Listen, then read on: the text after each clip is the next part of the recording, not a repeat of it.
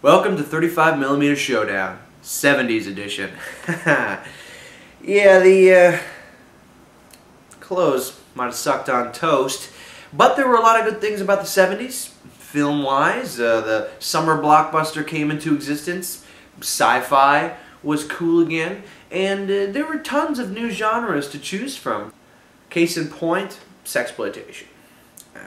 Sexploitation was sort of developed from a genre in the 1960s known as the nudie cutie feature. These are made famous by a lot of different filmmakers. Russ Meyer, for instance, with Mondo Topless or the immortal Mr. Tease.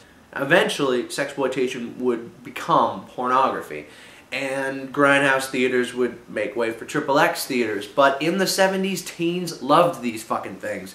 I mean, they filled seats and boring evenings like, I don't know, a scary movie sequel would nowadays. Except you got to go home with your dignity after the Sexploitation movie. Which brings us to 1970s Cindy and Donna. How much of this movie can I show you? Oh, not a whole fucking lot. It is 90% soft-core pornography. That's it. And not even good soft-core pornography. Hugh Hefner could direct a better porno movie, waiting in line to fill a Viagra prescription, for Christ's sake.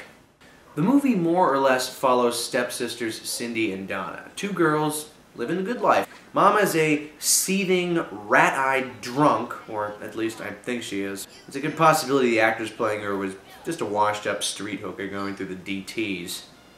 Dad is a well-greased pork roast, dividing his time between an affair with a local stripper and being the greatest piece of parental wisdom since Bill fucking Cosby.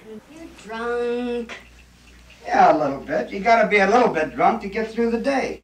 Cleavers leave on a business trip to Vegas, leaving the girls to their respective devices. Now, Cindy writes mostly to her invisible long-distance boyfriend, arguing the merits of chastity and patience and... Could she be the innocent one?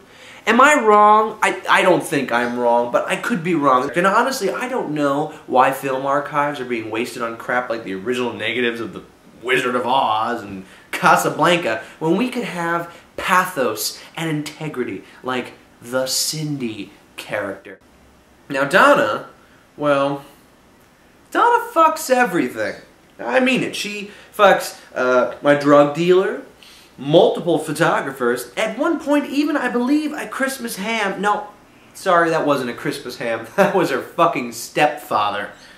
The sheer sun-like gravitational pull of Donna's whore power causes Cindy to loosen up, smoke a metric ton of grass, and engage in probably one of the most awkward lesbian sequences I've ever seen captured on film. And I watched Mulholland Drive for fuck's sake. Dignity, fully stripped by unscrupulous filmmakers, the girls bed down for the night. In the morning, Cindy decides to finally make it with a guy after a, shall we say, spiritual discussion with her special friend. Oh, Christ, Cindy, you just gotta find out. Aw, how delightful. Hey, I've been hearing a lot of talk about this whole heroin thing. You don't know what you're missing. Doesn't this bitch have anything better to do, like be at a Hitler Youth rally or stomp on a baby skull? Jesus Christ. Cindy chooses Donna's boyfriend as her first. Uh-oh, drama bomb. Now, what would you do if you were caught in this awkward little situation? Or he could push his fucking girlfriend out the door like a dog. Yep. It's push the girlfriend out the door like a dog time in this movie. Oh, God. Oh, why? Oh, why?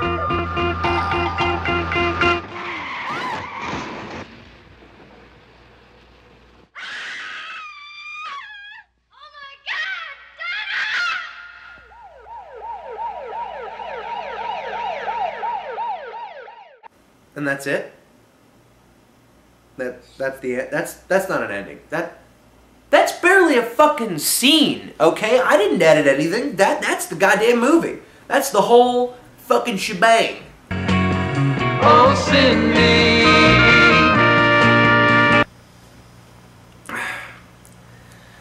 This shit is common.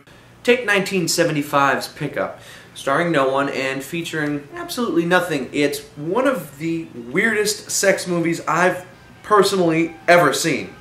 Whether it's film school sophomorics, music that I believe is actually used to melt paint in some states,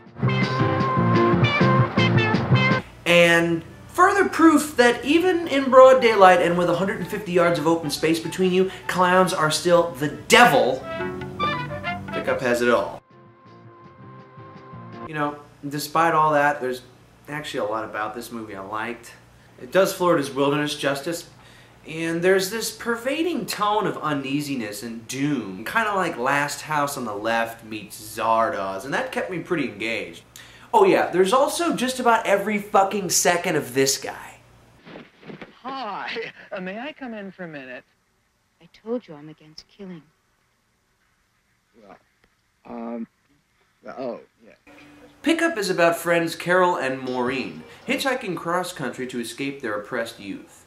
In Maureen's case, it makes perfect sense.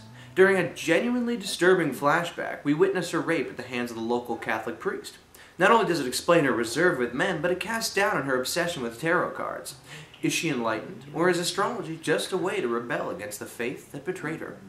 And also she has ghost sex on a marble altar in the forest with the god Apollo. They meet Chuck, who's employed by the younger brother of who I can only assume is the boss from Porky's, to deliver a mobile home to Tallahassee. Maureen is initially reluctant, but ends up going along with him anyway.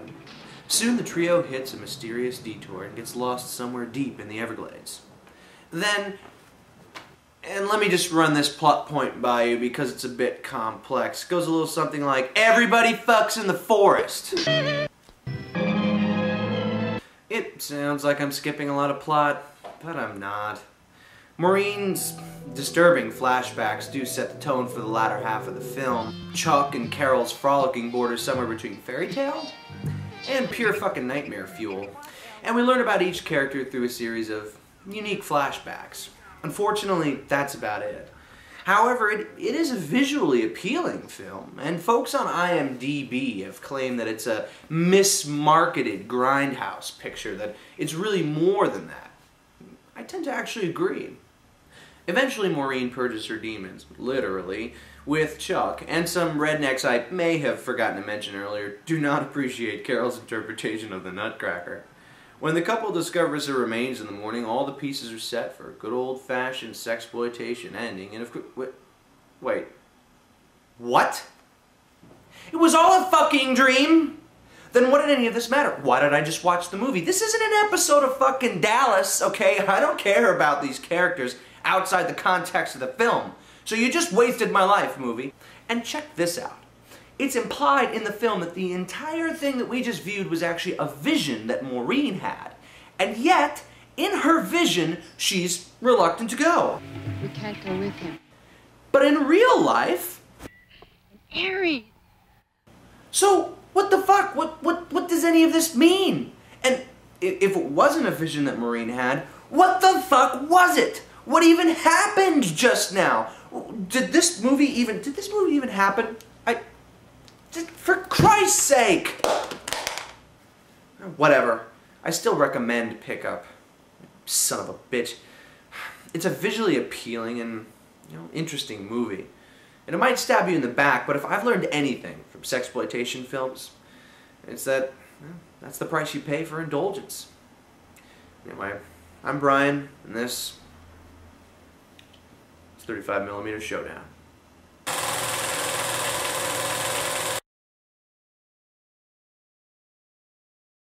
California. That's where they like everything so big. Yes, the size of those avocados.